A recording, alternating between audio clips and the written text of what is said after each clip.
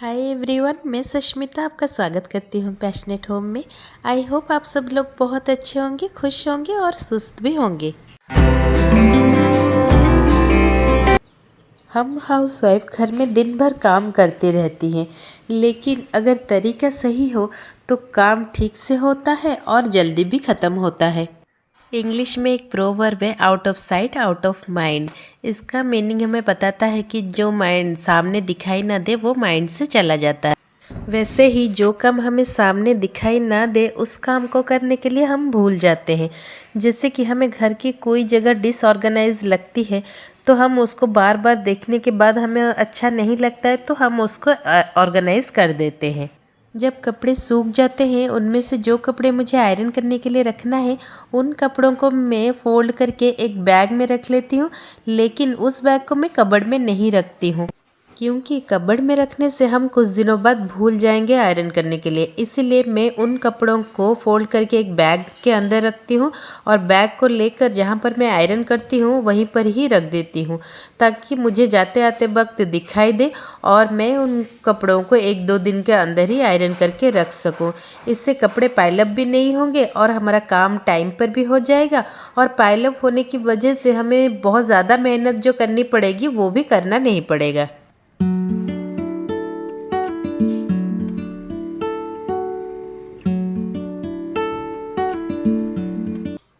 घर में हम जो ड्राई फ्रूट्स खाते हैं या कोई भी लड्डू या चिक्की मखाने इस तरह के जो स्नैक्स होते हैं, इनको अगर हम अंदर जार में डालकर रखेंगे तो हम उनको अच्छे से कंज्यूम नहीं कर पाते हैं और वो रखे रखे ख़राब भी हो जाते हैं। इसीलिए अगर हम इन सब स्नैक्स को ऐसी जगह पर रखें जहाँ पर सबकी नज़र जाए और सब उसको अपने आप कंज्यूम कर पाएँ और आपको देना ना पड़े, तो वो चीज़ें जल्दी ख़त्म भी हो जाते हैं और ख़राब भी नहीं होते हैं।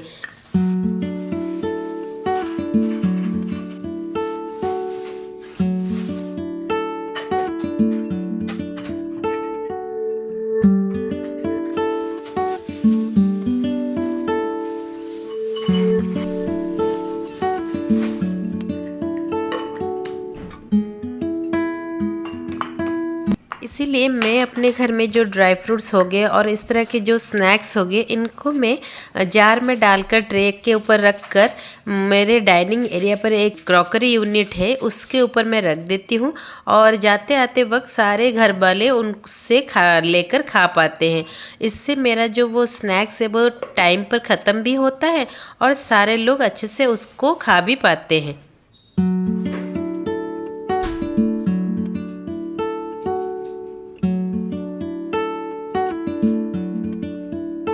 जब भी हम वॉश बेसिन को साफ़ करते हैं, ज़्यादातर हम उसके अंदर का हिस्सा ही साफ़ करते हैं, लेकिन उसके बाहर का हिस्सा जो है वो हाथ धोते वक्त पानी जो गिरता है वो लगता है और पानी में धूल वगैरह उड़कर लगकर वो गंदा होने लगता है उसके बाहर का हिस्सा।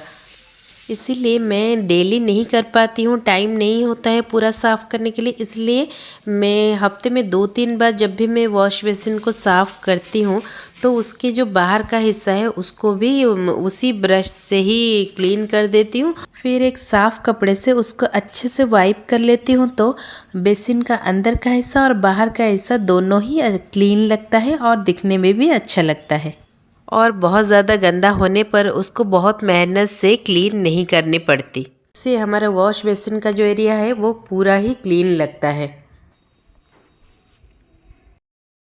जब भी हम कुछ पढ़ते हैं या लिखते हैं तो फ़ैन की हवा की वजह से दूसरे साइड के पेपर जो है वो उड़ने लगता है। इससे हम जो करते हैं वो उसमें डिस्टर्ब होती है, तो हम उसके ऊपर कोई बुक्स रख देते हैं या पेपर वेट वगैरह रखते हैं उसको ठीक से रहने के लिए। लेकिन हमारे घर में डेली यूज़ में होने वाले एक छोटी सी चीज़ है जिससे ये प्रॉब्लम सॉल्व हो जाती है। जैसे कि हम कपड़े सुखाने वाला जो क्लिप होता है, एक क्लिप लेकर आप दूसरे साइड के ऊपर लगा देने से वो पेपर नहीं उड़ेगा, क्योंकि क्लिप बहुत वो खुलता बहुत ज़्यादा है तो बहुत सारे पेपर उसके अंदर रह जाएंगे। वैसे ही जो बुक्स पढ़ते हैं तो दूसरे साइड के बुक्स में उसको लगा देने से आपको बुक मार्क की भी ज़रूरत नहीं पड़ेगी और वो उड़ेगा भी नहीं और वो आराम से आप पढ़ भी सकते हैं। हम जो डाइनिंग टेबल के ऊपर मैट डालकर खाना खाते हैं, अगर उस मैट में थोड़ा थोड़ा स्पेस है तो हमारे जो फूड पार्टिकल्स हैं वो उसके अंदर जाकर टेबल के ऊपर लग जाते हैं। और अगर हम उस मैट को उठाकर साफ़ नहीं करेंगे, सिर्फ मैट के ऊपर का हिस्सा साफ़ कर देंगे, तो डाइनिंग टेबल के ऊपर वो फूड पार्टिकल्स लग कर वो ख़राब होने लगते हैं, स्टिकी स्टिकी सा हो जाते हैं और टेबल भी गंदा होने लगता है। इसीलिए जब भी हम खाना खाएं उस मैट के ऊपर भी साफ़ करें और मैट को उठाकर भी डाइनिंग टेबल का जो सरफेस है उसको साफ़ करने से हमारा टेबल जल्दी गंदा नहीं होगा और हमेशा क्लीन ही रहेगा।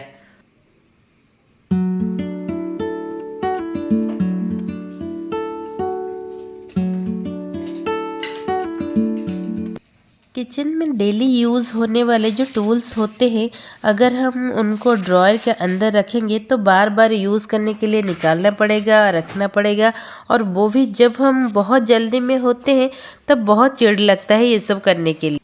इसीलिए जो टूल्स मुझे डेली यूज़ में चाहिए होती है उनको मैं ड्रॉयर के अंदर नहीं रखती हूँ, काउंटर टॉप के ऊपर रखती हूँ, एक बड़े वाले कप में, जिसको कि हम अभी पीने के लिए यूज़ नहीं करते हैं, वैसे वाले कप के अंदर ऑर्गेनाइज करके रखती हूँ ताकि मुझे बार बार यूज़ करने के लिए ड्रॉअर को खोलना ना पड़े और रखना ना पड़े और मुझे सारे चीज़ों को यूज़ करने के लिए आसानी भी हो। अगर आज की वीडियो अच्छी लग रही है तो प्लीज़ मेरे चैनल को लाइक एंड सब्सक्राइब करना ना भूलिएगा। Thank you so much, bye.